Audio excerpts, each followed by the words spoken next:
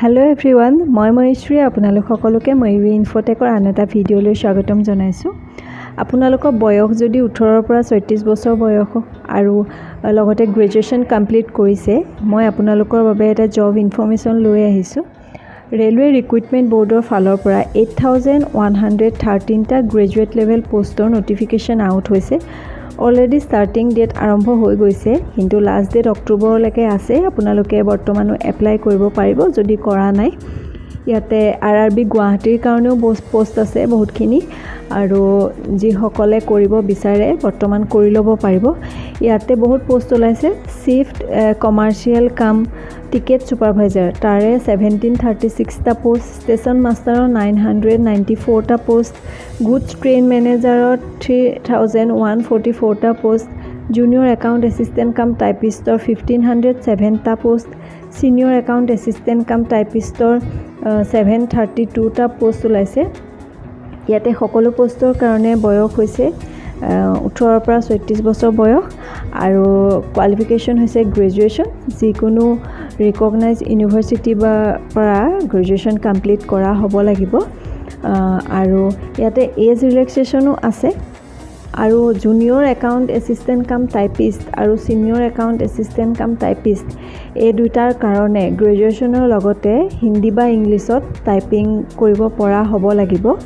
আৰু ইয়াতে এজ ৰিলেক্সেশ্যনসমূহ হৈছে OBC NCLৰ কাৰণে 3 years, ST SCৰ কাৰণে 5 years, PWBD আনৰিজাৰ্ভ EWSৰ কাৰণে 10 years, PWBD OBC NCLৰ কাৰণে 13 years, PWBD SC STৰ কাৰণে 15 years। আৰু এপ্লিকেশ্যন ফিজ হৈছে ST SC PWBD 250, x servicemen যিসকল আছে তেওঁলোকৰ কাৰণে 250, তাৰপিছত ট্ৰেন্সজেণ্ডাৰ কাৰণে 250, মাইনৰিটিজ কাৰণে 250, ফিমেলৰ কাৰণে 250, ইকনমিকেলি বেকৱাৰ্ড যিখিনি আছে তেওঁলোকৰ কাৰণে 250, আৰু যিখিনি আদাৰ্ছৰ কাৰণে 500। আৰু আপোনালোকে net banking, debit card, credit card আদিৰ যোগেদি অনলাইন পে'মেণ্টৰ যোগেদি পে'মেণ্ট কৰিব পাৰিব। আৰু ইয়াৰে ষ্টাৰ্টিং ডেট হৈছে 14 ছেপ্টেম্বৰ 2024 অলৰেডি আৰম্ভ হৈছে, আৰু লাষ্ট ডেট হৈছে 13 অক্টোবৰ 2024। এতিয়াও বহুতখিনি সময় আছে। আপোনালোকে যিসকলে কৰা নাই বৰ্তমানো কৰি ল'ব পাৰিব। ইয়াতে আৰআৰবি গুৱাহাটীৰ কাৰণে 516 টা পোষ্ট আছে, 516 টা পোষ্ট আছে।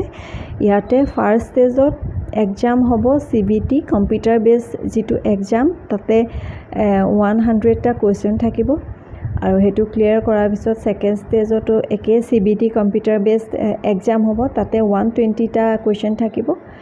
এইকেইটা কৰাৰ পিছত টাইপিং টেষ্ট হ'ব, আৰু তাৰ একেবাৰে শেষত ডকুমেণ্ট ভেৰিফিকেশ্যন এইকেইটা হ'ব।